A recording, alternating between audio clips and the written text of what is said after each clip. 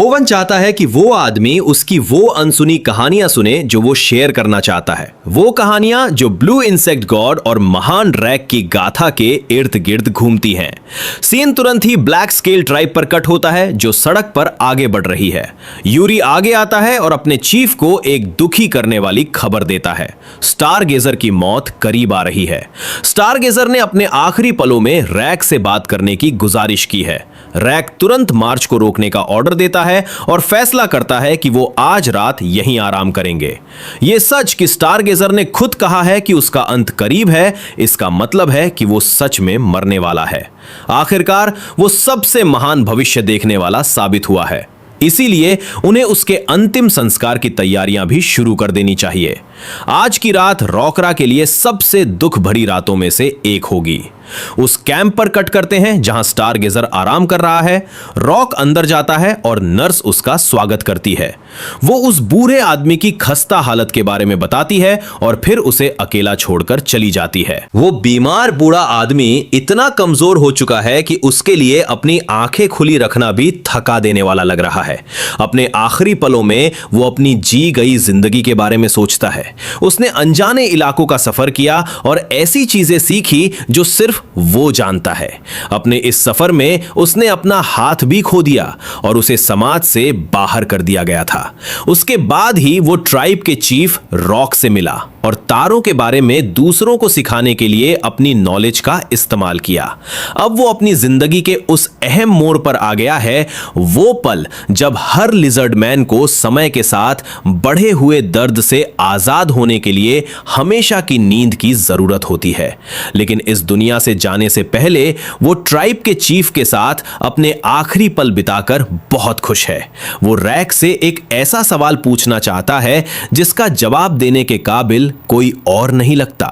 सबसे बड़ा सवाल, मौत के बाद लोगों का क्या होता है? चूंकि रॉकरा उनके भगवान द्वारा चुना गया पहला इंसान है जो उन सब में सबसे चहेता है, इसलिए सिर्फ वही इस उत्सुकता को शांत कर सकता है। वो जानना चाहता है कि मौत को हमेशा की नींद क्यों कहा जाता है। क्या मरने वाले हमेशा सपने देखते हैं? क्या इस बात की कोई पॉसिबिलिटी है कि इंसान हमेशा के लिए डरावने सपनों में फंस जाए? रॉक सीधे सीधे जवाब देता है कि उसे नहीं पता कि इन डरावने सवालों का जवाब कैसे देना है। उसे यह भी यकीन नहीं है कि ऐसी फिलोसॉफिकल बात का जवाब देने के काबिल उसे किसने बना दिया। स्टारगेजर याद करता है कि कैसे बीटल गॉड ने हमेशा उन्हें सही रास्ता दिखाया जब भी वो भटके थे। शायद भगवान मौत के बाद भी ऐसा ही करते रहेंगे। क्या वो भटकती आत्माओं को भी रास्ता दिखाएंगे? अभी के लिए रैक स्टारगेजर की बात से सहमत हुए बिना नहीं रह सकता, क्योंकि उन्होंने ही एक बार उनका मार्गदर्शन किया था जब वो नश्वर दुनिया की धूल में खो गए थे। बीटल गॉड अभी भी उनका मार्गदर्शन करेंगे, यहां तक कि तब भी जब वो इस दुनिया से पार के सफर पर जाएंगे। स्टारगेजर को पूरा कॉन्फिडेंस है कि वो पक्का ऐसा ही करेंगे। वो मरने के बाद की दुनिया के बारे में और जानने के लिए बहुत उत्सुक है। वो अपने भगवान से बिना किसी तैयारी के मिलकर अपने मरने के बाद का सफर शुरू नहीं करना चाहता। रॉकर को लगता है कि ऐसे ही जाने में ज्यादा मजा है। वो मरने के बाद की दुनिया को एक बहुत बड़े घास के मैदान के रूप में सोचता है जिसका कोई अंत ना हो, जहां आप बिना थके दौड़ सकें। हवाओं में खुशियों की फुसफुसाहट और आपके पैरों के नीचे की नरम घास। जब आप थक जाएं तो आराम करने के लिए चट्टानों के टीले और हर मौसम के साथ बदलने वाला सुहावना मौसम। स्टारगेजर उम्मीद करता है कि मरने के बाद की दुनिया में उसका भी अपना एक घर होगा, एक ऐसी जगह जहां वो जब भी थका हुआ महसूस करे तो लौट सके। उसे हवा के एक झोंके से उड़ जाने वाला टेंट नहीं चाहिए, उसे बसने के लिए एक मजबूत घर चाहिए। स्टारगेजर को टेंट हमेशा से नापसंद रहे हैं और बात छिड़ी ही है तो वो अभी भी एक टेंट में ही आराम कर रहा है। हालांकि उसे कोई शिकायत नहीं है। जल्द ही उसकी आत्मा को बसने के लिए एक जगह मिल जाएगी। उसे इस बात की चिंता है कि मरने के बाद की दुनिया के आसमान में तारे होंगे या नहीं। रैक उसे यकीन दिलाता है कि उनका भगवान बहुत समझदार है। वो पक्का आसमान में तारे सजाएगा ताकि हर कोई अपने घर का रास्ता ढूंढ सके। ठीक उसी पल रकाररा उन जानी पहचानी ब्लू बटरफ्लाइज को नोटिस करता है, जो इस बात का साफ इशारा है कि भगवान उन्हें देख रहे हैं। भगवान स्टारगेजर की आत्मा को ले जाने के लिए आ गए हैं। एक बार आत्मा ले जाने के बाद उस बूढ़े लिजर्ड मैन को आखिरकार हमेशा की नींद सुला दिया जाता है और अब वो इस नश्वर दुनिया में मौजूद नहीं है। नेबुला के लिए अब वो मरने के बाद की दुनिया बनाने का सही समय आ गया है जिसकी उसके लोग चाहत रखते हैं। सिस्टम उसे बताता है कि मरने के बाद की दुनिया बनाने की शर्तें पूरी हो चुकी हैं, जिससे उसे इसे बनाना शुरू करने का ऑप्शन मिल जाता है। उसके पास मरने के बाद की दुनिया बनाने की शुरुआत करने के लिए काफी रिसोर्सेज, लेवल्स, फेथ और आत्माओं का एक बड़ा खजाना है। आप देखिए, मरने के बाद की दुनिया इस गेम का एक बहुत ही जरूरी हिस्सा है। एक अच्छा आफ्टर लाइफ बनाने से किसी प्लेयर के जीतने के चांसेस बहुत ज्यादा बढ़ जाते हैं। बिल्कुल वैसे ही जैसे नेक जिंदगी जीने वालों के लिए स्वर्ग के दरवाजे खोलना और पापियों को सजा देना ये अच्छे संस्कारों और उसूलों को मजबूत कर सकता है, या फिर वलहल्ला की तरह योद्धाओं के लिए एक ट्रेनिंग ग्राउंड का काम कर सकता है। ये गेम आपको मरे हुए योद्धाओं को वापस असली दुनिया में भेजने की इजाजत भी देता है, जिसका मतलब है कि वो जंग में छुपे हुए इक्के का काम कर सकते हैं, जिससे प्लेयर को बाद के स्टेजेस में एक बहुत बड़ा फायदा मिलता है। नेबुला आखिरकार उन सभी तितलियों को आजाद कर देता है जो मरे हुए लोगों की आत्माओं की निशानी है। उन्हें मरने के बाद की दुनिया में बसने देता है, जिसे प्राइमोर्डियल प्रेयरी कहा जाता है। इस बहुत बड़े घास के मैदान पर स्टार गेजर आराम कर रहा है, जो इस जगह पर पहली बार अपनी आंखें खोलता है। वो अपने आसपास की हर चीज को महसूस कर सकता है। उसे एहसास होता है कि वो कुछ भी इमेजिन नहीं कर रहा है, वो कोई सपना नहीं देख रहा है। ये मरने के बाद की दुनिया है, वो घास का मैदान जिसके बारे में उसने और रॉक रैक ने मिलकर सोचा था। हालांकि इस जगह पर आराम करने के लिए पत्थरों के टीले और रहने के लिए एक मजबूत घर नहीं है, लेकिन फिर भी इंसान को इतना लालची नहीं होना चाहिए। असल में अब उसे एक घर की जरूरत भी महसूस नहीं हो रही है। ये जगह एकदम परफेक्ट है, एक ऐसा तोहफा जिसे कोई भी दिल से लगा कर रखेगा। सिर्फ इतना ही नहीं, दूसरे लिजर्ड मैन भी यहां मौजूद है जो शांति से सो रहे हैं। अभी सिर्फ वही अकेला है जो जाग रहा है। वो उन्हें डिस्टर्ब न करने का फैसला करता है और उन्हें आराम करने देता है। उनके बीच एक बच्चा भी है, एक छोटा लिजर्ड मैन जो स्टार गेजर को जाना पहचाना लग रहा है। अगर उसकी याददाश्त सही है तो एक बार एक बहुत बड़ी तबाही मची थी जब गॉब्लिन अलायंस ने अचानक हमला कर दिया था, जिसमें लिजर्डमैन ट्राइब के कई लोग मारे गए थे। उन धोखेबाज कमीनों ने अपने कबीलों को मिला लिया था और सिर्फ बच्चों और बुजुर्गों को ही निशाना बनाया था। स्टार गेजर भी उन बुजुर्गों में से एक था। उसे लगा था कि दुश्मन के पास आते ही उनका बचना नामुमकिन है, लेकिन एक छोटा लिजर्ड मैन हाथ में हथियार लिए आगे आया, अपनों की रक्षा करने के लिए पूरी तरह तैयार। वो उन बच्चों में से एक था जिन्हें स्टार गेजर ने पढ़ाया था नंबरों और गणित का ज्ञान। उस बच्चे ने हालात को समझा और उसे पता था कि नुकसान को कम से कम कैसे करना है। यह सब उस गणित की वजह से हुआ जो उसने सीखा था। वो बच्चा बहुत बहादुर था और सबकी भलाई के लिए सीधे अपनी मौत की तरफ बढ़ गया। जो योद्धा लौटकर नहीं आ पाए उनके लिए रखे गए अंतिम संस्कार में रॉकरा बहुत गुस्से में था। हर किसी ने योद्धाओं को गणित सिखाने के लिए स्टार गेजर को जिम्मेदार ठहराया। अब वो खतरे में कूदने से जरा भी नहीं हिचकिचाते थे। 2 लोगों की जान बचाने के लिए अपनी एक जान कुर्बान करने को तैयार थे। रैक दुख के आंसू बहाने के अलावा कुछ नहीं कर सका। भले ही योद्धाओं ने समझदारी भरा फैसला लिया था, लेकिन ऐसे लाचारी वाले हालात में वो सिर्फ निराशा ही महसूस कर सकता था। इस नौजवान के बलिदान की वजह से वो दूसरे बच्चों के लिए गणित सीखने की एक मिसाल बन गया। खैर, स्टार गेजर इस बहादुर आत्मा से दोबारा मिलकर बहुत खुश है। कुछ देर बाद स्टार गेजर को इधर उधर भटकते हुए देखा जा सकता है, ये सोचते हुए कि वो अभी तक अपने भगवान से क्यों नहीं मिले हैं। तभी उसकी नजर एक पेड़ के पीछे छिपते हुए किसी पर पड़ती है। स्टार गेजर उस अनजान शक्ल का पीछा करने लगता है और ये पीछा उसे सीधा स्टार गेजिंग लेबोरेटरी तक ले जाता है। वो समझदार लिजर्ड आगे बढ़ता है। हजारों ख्यालों ने उसके दिमाग को घेरा हुआ है। वो जानना चाहता है कि उनका भगवान इतना दयालु क्यों है, उन्हें क्यों चुना गया, ऐसी क्या बात है जो उन्हें दूसरी प्रजातियों से अलग बनाती है। उस कमरे में दाखिल होते ही स्टार गेजर को एक स्टैंड पर एक अजीब सी मशीन दिखाई देती है और पूरी छत चमकते हुए तारों से सजी हुई है। वो उत्सुक लिजर्ड सीढ़ियां चढ़ता है, ये मानते हुए कि रॉकरा सही था। पत्थर और तारों से बना एक घर सच में मौजूद है। उस मशीन के पास पहुंचकर वो उसके लेंस से झांकता है और अपनी आंखों से एक पूरी आकाश गंगा देखता है। वो नेबुला गैलेक्सी को देख सकता है। ये पहली बार है जब वो तारों को इतने करीब से देख रहा है। इस नजारे ने ब्रह्मांड को लेकर उसकी समझ को पूरी तरह से बदल दिया है। काश वो इस नॉलेज को असली दुनिया के लोगों के साथ शेयर कर पाता। ये सब कुछ बदल कर रख देता। इस बीच नेबुला स्टारगेजर को इस एहसास तक पहुंचते हुए देखता है। वो चाहता है कि स्टारगेजर ये समझे कि उसने अपने दिखाए गए रास्ते को बिल्कुल सही तरीके से फॉलो किया है। मरने के बाद की दुनिया सिर्फ मरे हुए लोगों की मंजिल नहीं है। उनके भगवान के विश्वास, उनके मानने वालों के उसूलों को आकार देते हैं। जब वाइकिंग्स मरते हैं तो उनके लोग वलहल्ला नाम के एक स्वर्ग की कल्पना करते हैं। कल्टीवेटर्स के लिए वो एक आड़ू के फूलों के झरने का सपना देखते हैं। अब आप सोच सकते हैं कि जब एक विद्वान मरने के बाद की दुनिया में जाता है तो क्या होता है। यह तकनीकी विकास की एक नींव बन जाता है। नेबुला खुश है कि मरने के बाद की दुनिया बिल्कुल उसकी इच्छा के मुताबिक काम कर रही है, खासकर तब जब खतरा पहले से कहीं ज्यादा तेजी से बढ़ रहा है।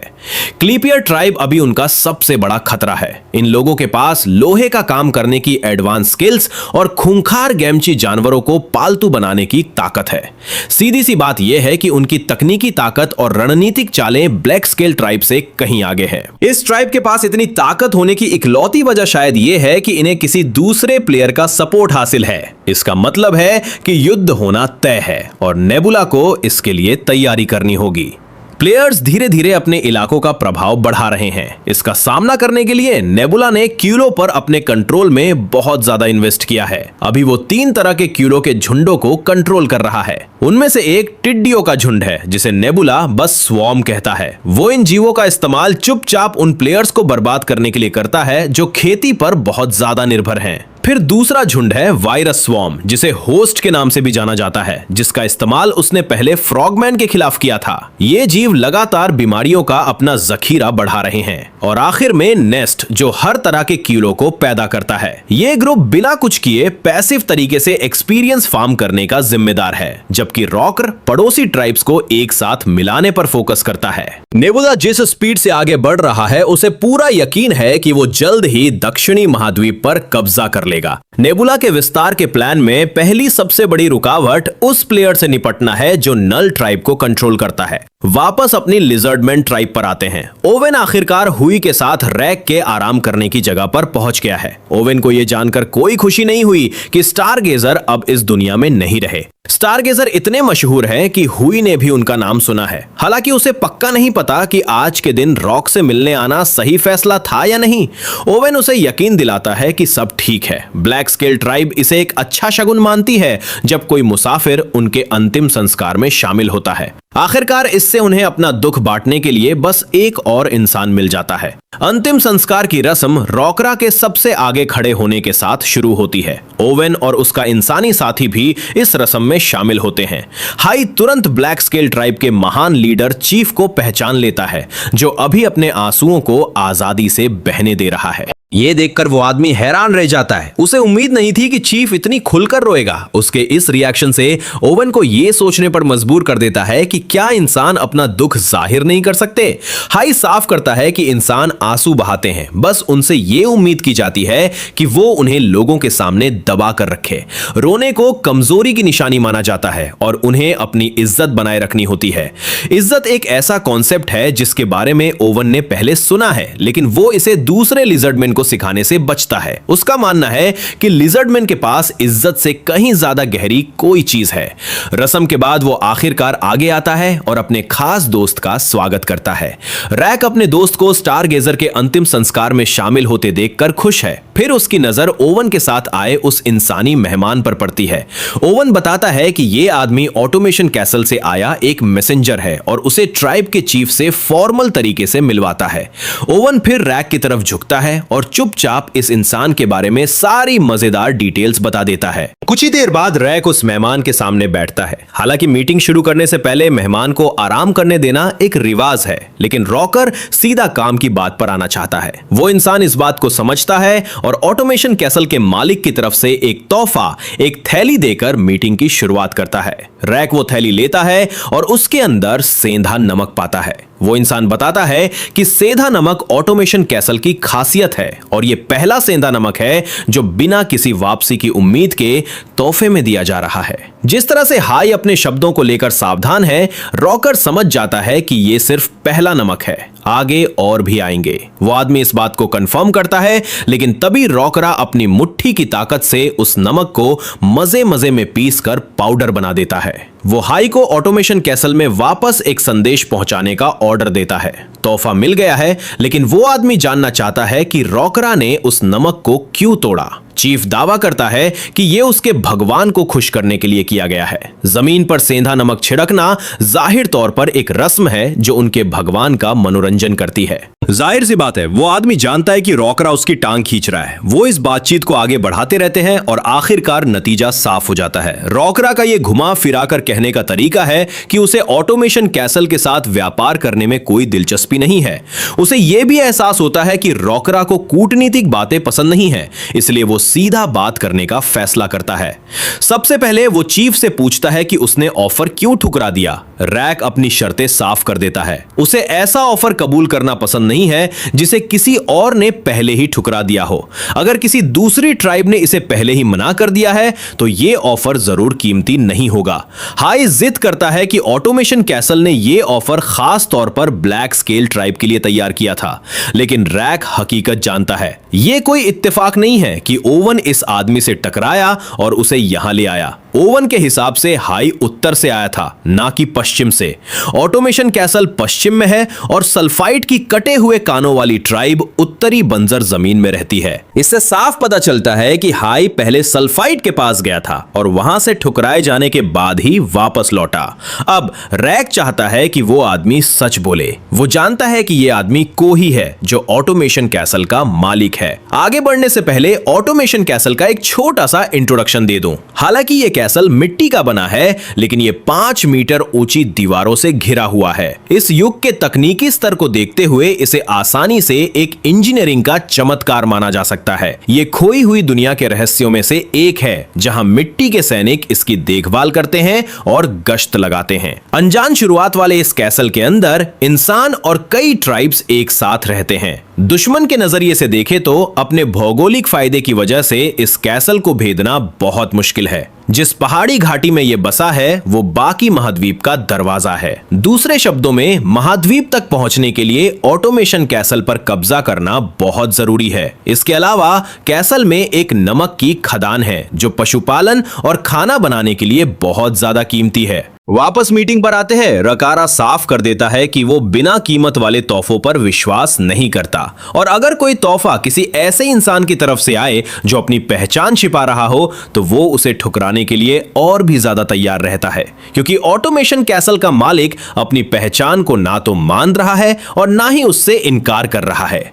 रॉकर को और भी पक्का यकीन हो जाता है। वो जानता है कि इस आदमी ने अपना नाम सिर्फ ये टेस्ट करने के लिए बताया था कि लिजर्डमैन कैसल के बारे में कितना जानते हैं। ऑटोमेशन कैसल के अंदर बहुत कम लोग मालिक का असली नाम या शक्ल जानते हैं। यहां तक कि उसके वफादार 4 कबीलों में भी सिर्फ कुछ ही लोगों को इसकी जानकारी है। इसके अलावा हाई नाम मालिक के खून के रिश्ते वालों में आम है, और रॉक ने अफवाहें सुनी है कि मालिक के 2 बेटे और 3 बेटियां हैं। यह साफ है कि उसके सामने खड़ा इंसान कोई औरत नहीं है, और उसके हाथों की झुर्रियों को देखकर यह भी पता चलता है कि वो अब जवान भी नहीं है। इसी तरह रैक ने बिल्कुल सही अंदाजा लगा लिया कि यह आदमी असल में कौन है। ऑटोमेशन कैसल का मालिक इस बात से पूरी तरह इंप्रेस है कि रे रैक उनके बारे में इतना कुछ जानता है। उसे याद नहीं आता कि कभी किसी लिजर्ड मैन ने उसके इतने करीब रहकर काम किया हो जिससे इतने जरूरी राज बाहर आ सके। तो यह सोचना ही पागलपन लगता है कि रैक ने ऑटोमेशन कैसल के अंदर एक बार भी कदम रखे बिना इसके बारे में इतना कुछ पता लगा लिया। वो आदमी आखिरकार मान लेता है, वही ऑटोमेशन कैसल का मालिक है। वो ये भी मानता है कि वो जो तोहफा लाया था वो बिल्कुल असली था। एक बार फिर रैक को इस बात पर यकीन नहीं होता। अगर उस तोहफे की सच में कोई कीमत नहीं चुकानी थी तो उन लालची सल्फाइड बेवकूफों के पास इसे ठुकराने का कोई कारण नहीं होता। ऐसा लगता है रैक ने यह भी समझ लिया है कि आखिर ऑटोमेशन कैसल क्या चाहता है।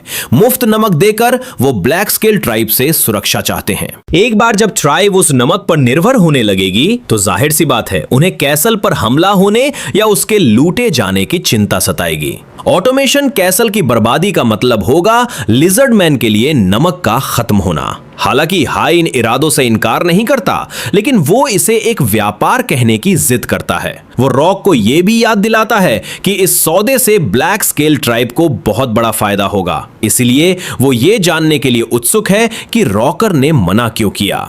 रैक फिर असली पेच के बारे में बताता है। वो ऑटोमेशन कैसल की हिफाजत क्यों करे जब वो आसानी से उस पर कब्जा कर सकता है। अगर वो इंसानों को बाहर निकाल देता है तो ब्लैक स्केल ट्राइब के पास कैसल, घाटी और सारे रिसोर्सेज रह जाएंगे और बात यहीं आकर रुक जाती है। बिल्कुल यही जवाब हाई को सल्फाइड से मिला था। यही वो वजह थी जिससे वो सौदा टूट गया था। जाहिर सी बात है हाई इसे युद्ध का ऐलान कहकर इस बात को दबाने की कोशिश करता है, लेकिन रकाररा साफ करता है कि कूटनीति करना लिजर्ड मैन का काम नहीं है। वो बस वही रास्ता चुनते हैं जिससे उन्हें सबसे ज्यादा फायदा होता है। हाय ऑटोमेशन कैसल की ताकत के बारे में डींगे हाँककर उसे डराने की कोशिश करता है। रैक मानता है कि ब्लैक स्केल ट्राइब को नुकसान उठाना पड़ेगा, लेकिन वो जिद करता है कि वो फिर भी इसे जीत सकते हैं। आखिरकार ब्लू इंसेक्ट गॉड ही वो है जिन पर उन्हें विश्वास है। अगर उनका भगवान बीच में आने का फैसला करता है तो ऑटोमेशन कैसल के चारों ओर बनी वो ऊंची दीवारें गीली मिट्टी की तरह ढह जाएंगी और उसके सैनिक दैवीय ताकत के नीचे कुचल दिए जाएंगे। और तो और कैसल का मालिक उनके ठीक सामने बैठा है। उसे मारना इस कब्जे को बच्चों का खेल बना देगा। इसके जवाब में वो आदमी हंसता है। उसे पक्का यकीन है कि रैक उसे मारने की हिम्मत नहीं करेगा, क्योंकि अगर वो मर जाता है तो रैक के पास ये जानने का कोई तरीका नहीं बचेगा कि ऑटोमेशन कैसल का अगला वारिस कौन होगा। शुरुआत में रैक को नहीं लगता कि यह जानकारी किसी काम की है, इसलिए हाई उसे गो नाम के एक बोर्ड गेम के बारे में थोड़ा सिखाने का फैसला करता है।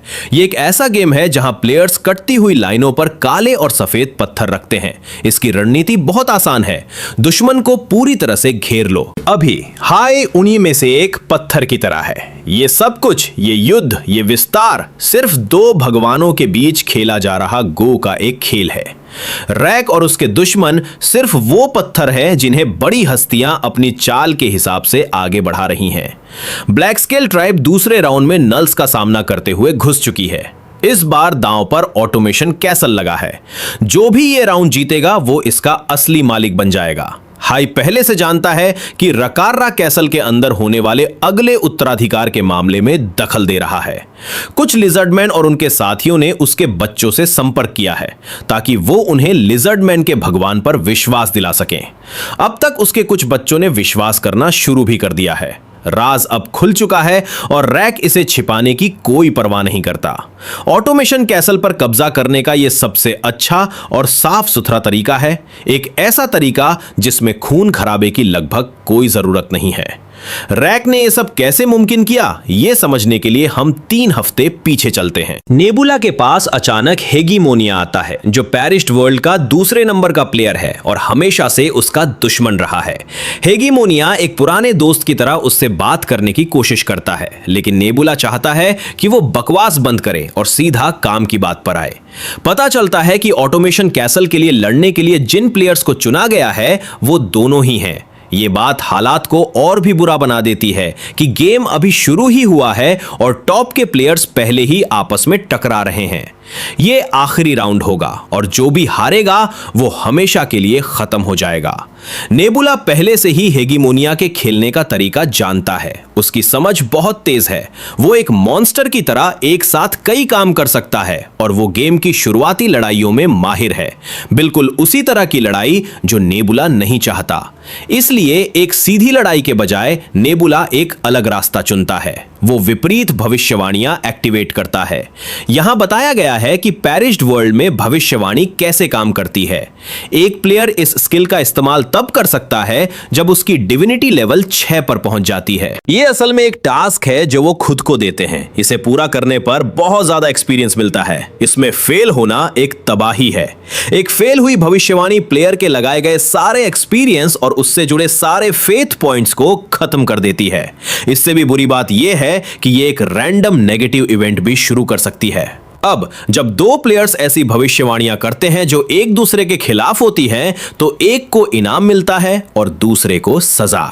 हेगमोनिया इसके लिए पूरी तरह तैयार है। हालांकि वो जानना चाहता है कि भविष्यवाणी किस बारे में होनी चाहिए। नेबुला को याद आता है कि ऑटोमेशन कैसल के नए मालिक को चुनने का समय लगभग आ गया है। सिर्फ मौजूदा मालिक ही उत्तराधिकार की रस्म का सही समय जानता है। इसलिए नेबुला एक भविष्यवाणी का सुझाव देता है।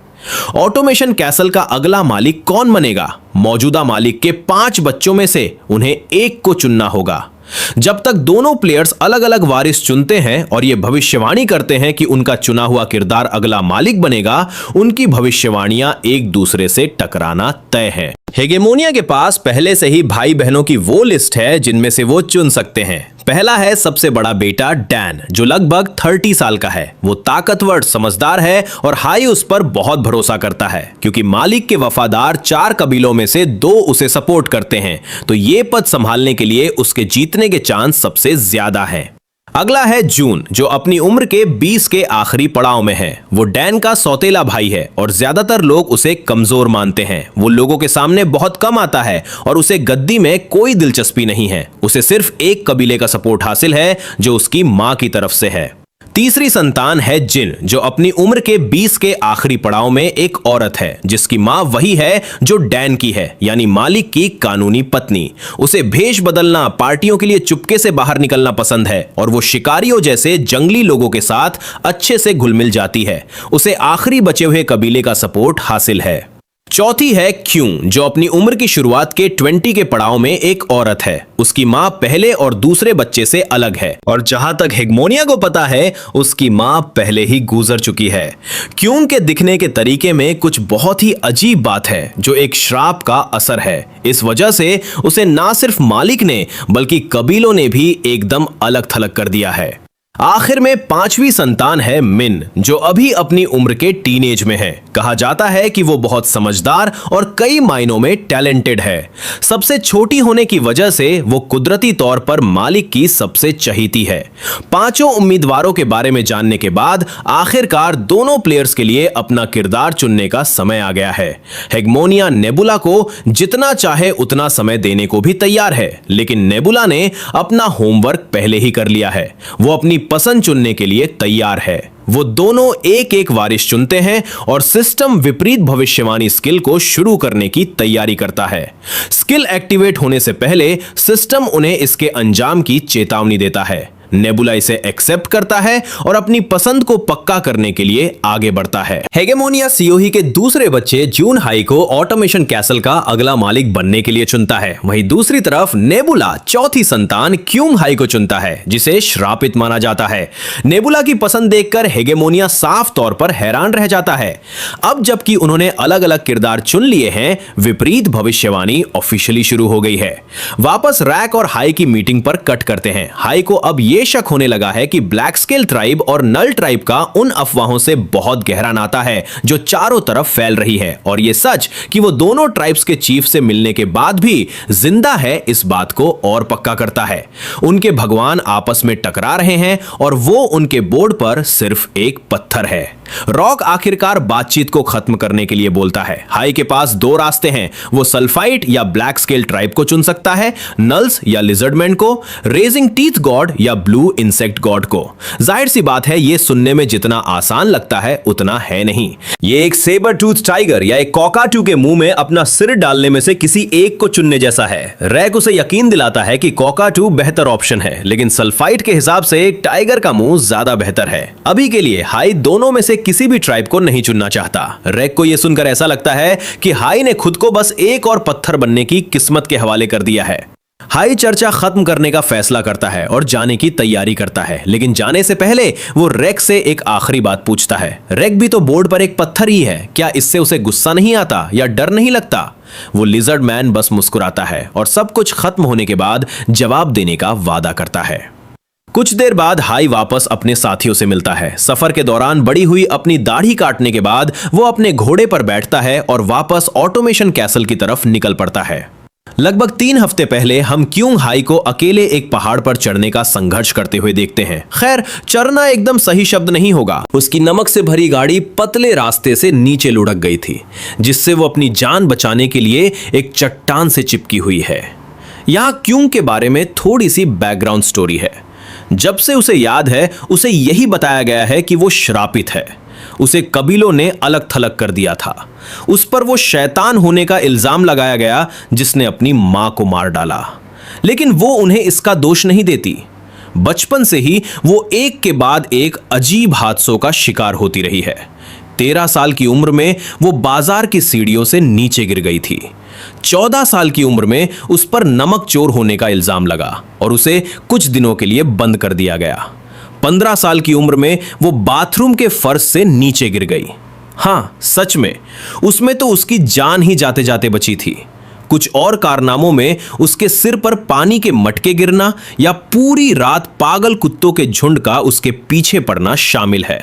तो इस पहाड़ पर चढ़ना इतना भी मुश्किल नहीं होना चाहिए, है ना? गलत। ये बहुत ही ज्यादा थका देने वाला है।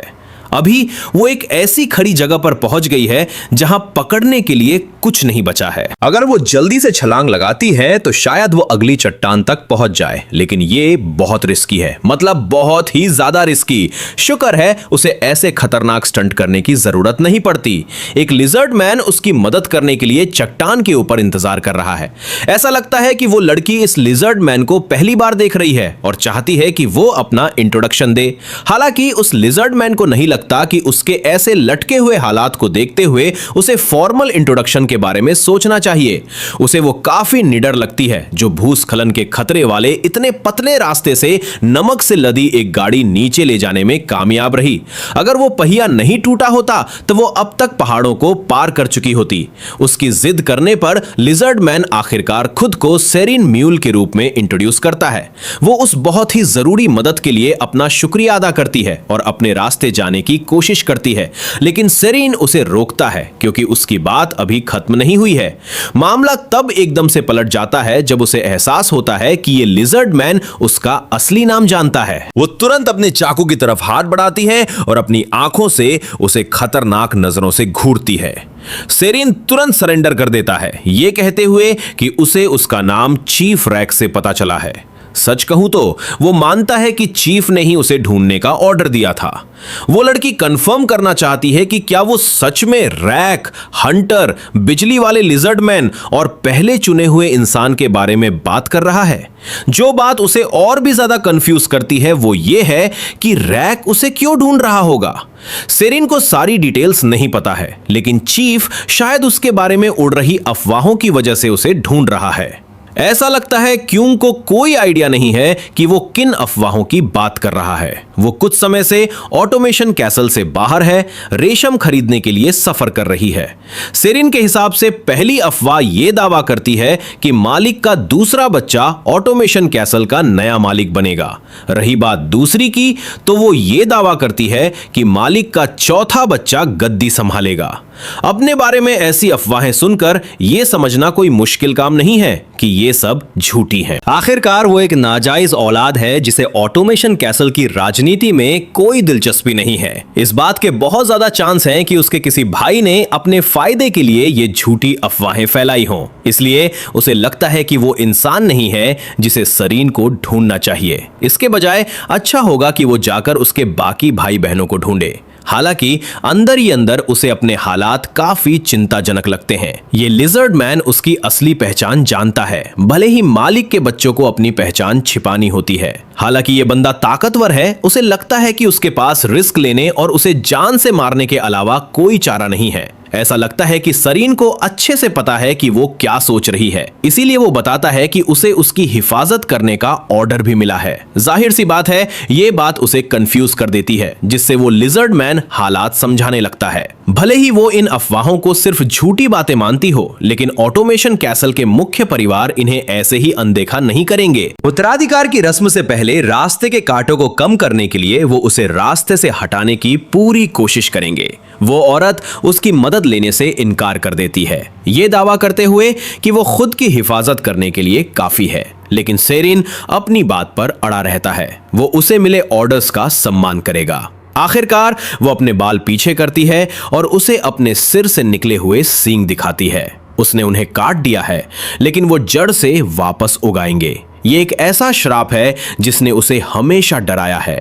इन्हीं सींगों से अपनी मां का पेट फाड़कर और रास्ते में अपने एक भाई बहन को मारकर पैदा हुई। उसका मानना है कि वो दूसरों के लिए सिर्फ बदकिस्मती लाती है, इसीलिए वो अकेले रहना पसंद करती है। सेरिन को उसकी हालत पर दुख होता है, लेकिन उसे सच में कोई फर्क नहीं पड़ता कि वो श्रापित है या नहीं। वो यहाँ चीफ के ऑर्डर्स के हिसाब से ट्राइब की इच्छा पूरी करने आया है। अगर वो मना करती है तो उसके पास जबरदस्ती करने के अलावा कोई चारा नहीं बचेगा। क्यूंग अपने हालात के बारे में गहराई से सोचती है। अगर इस बड़े आदमी को डराने का कोई फायदा नहीं होता तो उसके पास हार मानने के अलावा कोई ऑप्शन नहीं है।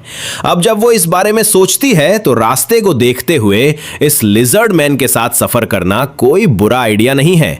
आखिरकार उसने उसकी जान की हिफाजत करने की कसम खाई है, जिसका मतलब है कि अगर वो खुद को खतरे में डालती है तो वो उसकी मदद करेगा। सबसे पहले उसे रेशम लेना है, इसलिए वो नीचे जाने और फिर वापस आने का फैसला करती है। सेरिन उसे बिना सोचे समझे खतरे में कूदने के बजाय उसके पैर की चोटों की याद दिलाता है। ये कहीं ज्यादा बेहतर होता अगर वो किसी से मदद मांगना सीख लेती। वो लड़की शर्मिंदा हो जाती है। कुछ देर बाद वो सेरिन के साथ रेशम लेकर अपने रास्ते पर है। चलते हुए वो पूछती है कि उसने उसके होने की जगह का पता कैसे लगाया। खैर, सेरिन उसे उस नाम से ढूंढ रहा था जिसे सब जानते हैं, मंगी। उसके साथियों ने जानकारी के लिए रिश्वत तक नहीं मांगी, वो इसे मुफ्त में देकर बहुत खुश थे। उन्होंने उसे यह भी बताया कि वो रेशम का अपना खुद का बिजनेस शुरू करने का सपना देखती है। तो दोस्तों, आज का ये धमाकेदार एपिसोड यहीं पर खत्म होता है और कहानी एक बहुत ही खतरनाक मोड़ पर आ खड़ी हुई है। क्या क्यूंग और सरीन इस एरिया से बाहर निकल पाएंगे? बाहर एक भयानक जंग छिड़ चुकी है और सबसे बड़ा सवाल, नेबुला और हेगेमोनिया के बीच हुई उस विपरीत भविष्यवाणी का आखिर क्या अंजाम होगा? कौन बनेगा इस कैसल का नया मालिक? ये सब हम देखेंगे इसके अगले पार्ट में। लेकिन दोस्तों, एक शर्त है, मैं इसका नेक्स्ट पार्ट तभी लाऊंगा जब मुझे इस वीडियो पर बिल्कुल फर्स्ट पार्ट जैसा ही जबरदस्त और तगड़ा रिस्पांस मिलेगा। तो बिना कोई कंजूसी किए वीडियो को अभी के अभी लाइक कर दो, अपने सारे दोस्तों के साथ शेयर कर दो और कमेंट सेक्शन में नेक्स्ट पार्ट लिखकर पूरी तरह से आग लगा दो। मुझे आपके कमेंट्स का बेसब्री से इंतजार रहेगा। अगर चैनल पर नए हो तो सब्सक्राइब करके बेल आइकन जरूर दबा लेना, ताकि अगला भौकाल एपिसोड आते ही सबसे पहले आपको पता चले। तो चलिए, अपना प्यार ऐसे ही बनाए रखिए। मिलते हैं इसके अगले और भी रोमांचक पार्ट में। तब तक के लिए अपना ख्याल रखें। Bye bye.